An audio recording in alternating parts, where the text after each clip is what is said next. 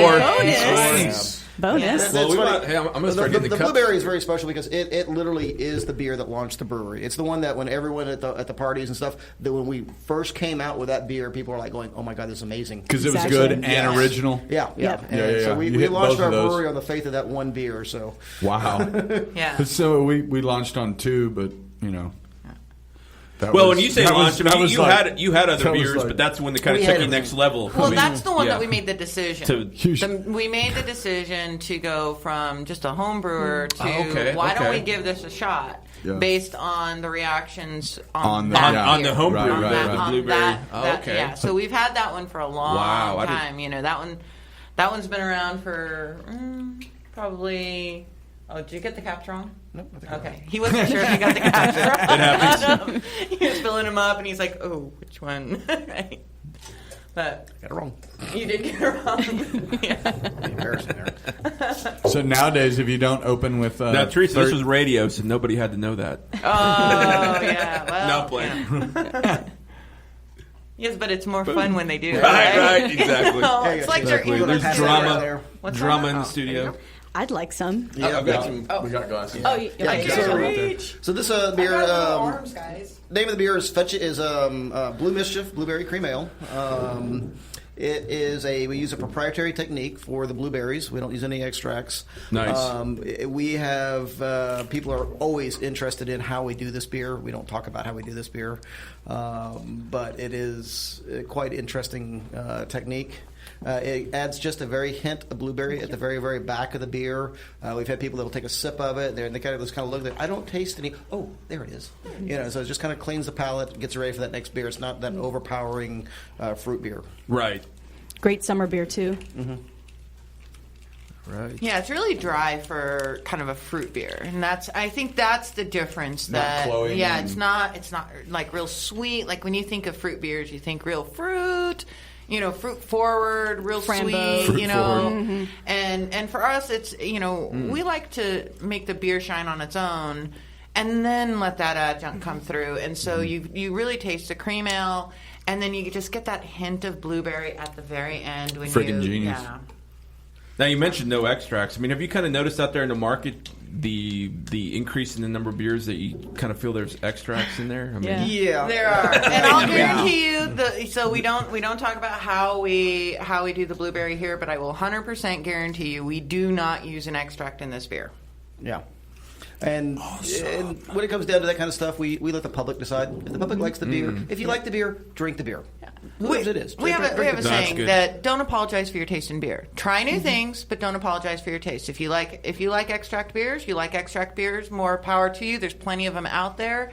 And we'll help you, guide you to breweries that make them, and you'll be happy, right? But if you don't like extract beers, okay, that's fine too. So there's a lot of beers out there, and there's no reason to be ashamed or apologize for anything that you like. Yep. Beer is so wide and variable. So there's something out there, and if you like it, drink it.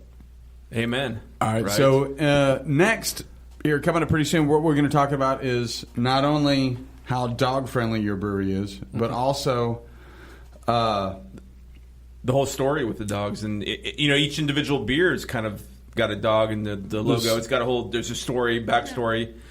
Real quick, I was noticing on Facebook, people are there's probably some people that aren't hardcore brewers that are watching, and maybe should we explain real quick for the next minute and a half we have what extract is, and since we're referencing it, like adding flavors, artificial to a beer that's already been brewed. Syrups, there's a lot of different breweries that do it in a lot of different fashions. I myself never did. I was kind of a German ale guy, and I know a lot of your beers resemble the same type of feeling and heart, and pride. So,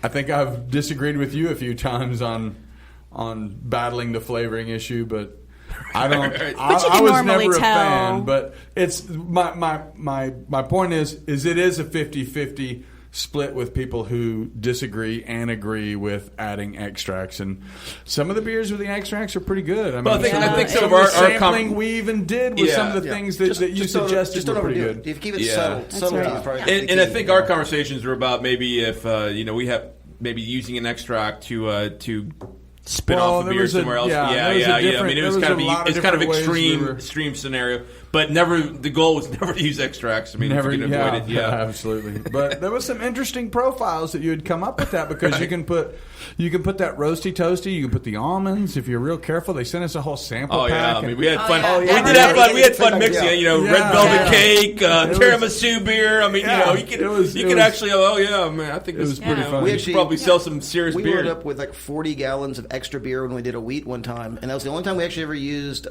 extracts. And it was more along the lines of we had all these little things. It was a small scale batch. We split it into 3 different small scale batches, and we made a lime mint, a habanero mango, and Ginger pineapple. ginger pineapple. Yeah. Just to try, and they're Yeah. very well received. The whole thing was to all right. We did it because we just had extra stuff. We didn't have Right. time to plan it. Now we know how it is. We can actually go and actually try working on Right, doing making those more flavors traditional happen. styles. Yeah, so traditional there's a processing. lot of ways to get those different flavors into beers, and you can do it the Without- hard way, yeah. which is And fermentation is the easiest way I know zesting a of. lot. Fermentation Yeah. is the easiest Yeah. way. If you really want to look at it, people, you can pull flavors out with vodka and do whatever. But in fermentation, if it's fruit, man, that's the easiest place to go. Yeah, but getting all the different ingredients and stuff to really get some of those, those flavors, you sit there and you zest, change malts, 500 malt. lemons, or you Right. can put Right, a half a little right. bottle of Yeah. whatever in, right? And so Let the there's hops be the fruit, though. Beer flavor. Yeah, so Let the hops be the fruit. Let them you give can them do your it. aromas. Let's get the flavor.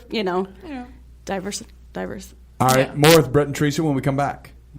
Welcome back to the Galactic Coast Power Hour with John Ennis, Mike Taylor, Sylvia, and The team brewery, from Fetching Lab. Fetching Labs, Theresa Hutchings, and Brett Bay.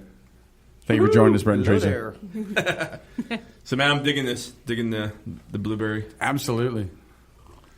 If All right, anybody, so let's talk dogs because every I mean, correct me if I'm wrong, but every beer has kind of a dog story behind it, right? Yes.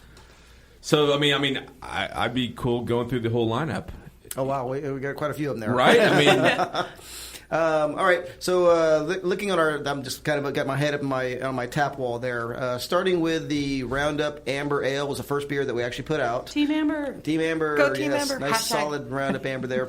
The dog on there was the Sheltie. That was Teresa's first dog. She had the dog when I first met her.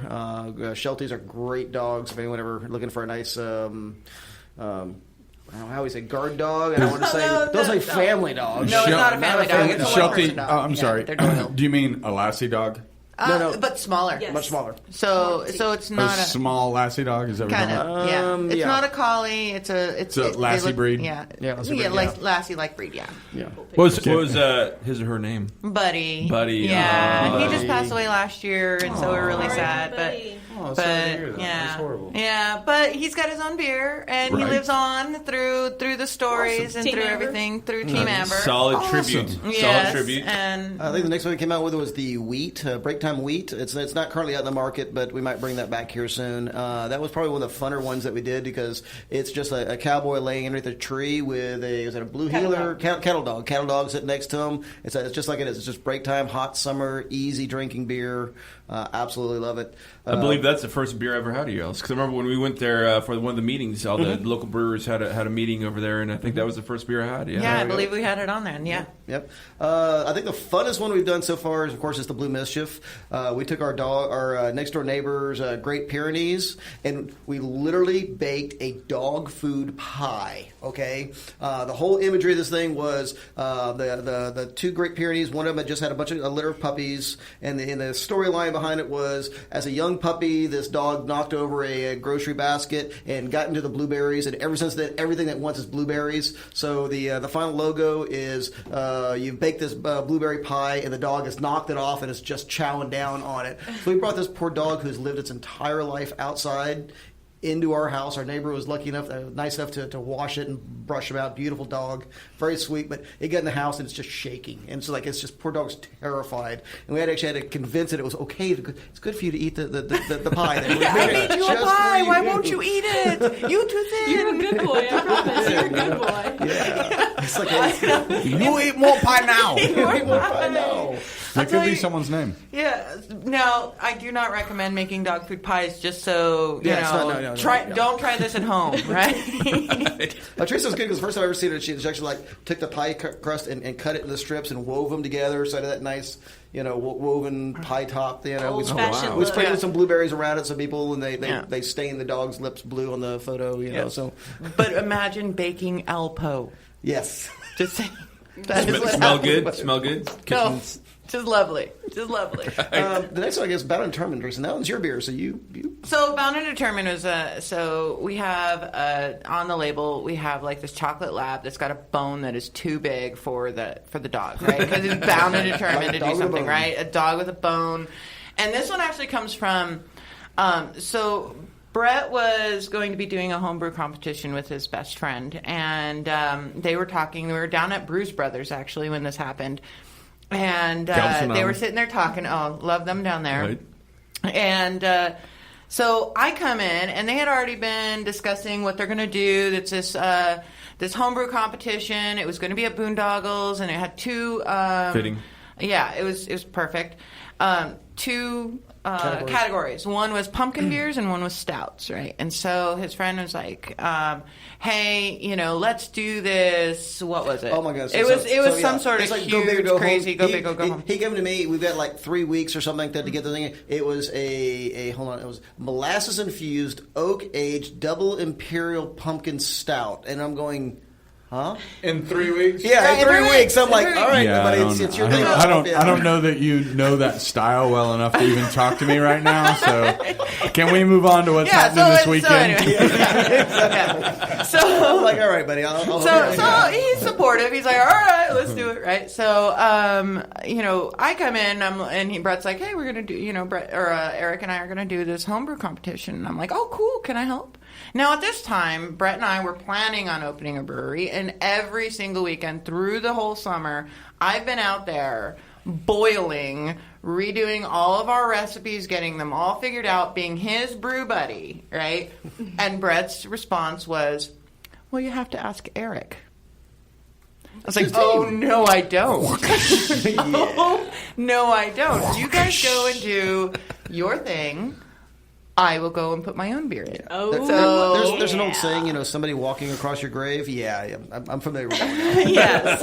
So Eating crow. I get with a cousin of mine, and we throw together this recipe. We brew it. It's a stout. It's a chocolate vanilla chili pepper stout, and we get it all packaged up and ready and 3 judged. weeks. Well, I think he's wrong on 3 weeks. I think it was longer than that. It was a quick turn. It was quick, but it wasn't. I don't think it was 3 weeks. I would say 2 months is quick for that beer. Yeah. Yeah. Oh yeah. Yeah. So we go, and it's the day of the homebrew competition, and they're announcing who the winners, and Bound and Determined won the stout category. Nice. All right. Nice. And Cheers. he never even placed in the pumpkin. Yeah, So it was the whole idea. But the most ambitious style to go after, right? Or Yeah. the most, we don't even want to know, right? So and to this day, I still don't like pumpkin beers. So yeah. So I was Bound and Determined. Of course So that one was that one. The name wrote itself. Right. Yeah, see, of course, the County Road Kolsch, like we said, just it's coming out there, and that's the whole image. We actually took 2 sets of photos, one with the lady on the horse. We got Bella, our little yellow lab, walking next to her. The whole thing is you're walking down this dirt road. You got the County Road maintenance ends here, kind of very scenic. We also brought in a friend of ours, works with the Alpha Search and Recovery team. Great dog trainer, knows everything about these things. We had her walking down and did some shots with that. Like I said, I got about 100 photos from this thing, and we're going to have to go through there and actually develop the actual logo from it. So Very nice. you're like a dog nerd, right? You've already mentioned like 6 different species breeds while we've been on the show. Yeah. So we have a little quiz for you. That is true. And while we prepare the quiz, so tell us about the dog on the logo.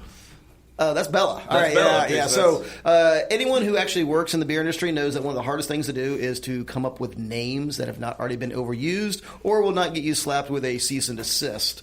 So as we are opening... Preferably with a guy dressed in Renaissance fair and Super Bowl tickets. That was actually kind of cool. That was actually one of the funniest That things was I've well seen. played by That was Budweiser, well played, right? yes. At this point, Yes. I kind of want to infringe so that I can get some Super Bowl tickets. Dilly. Is that all you got to do? I heard there was a lottery. All right, so we're gonna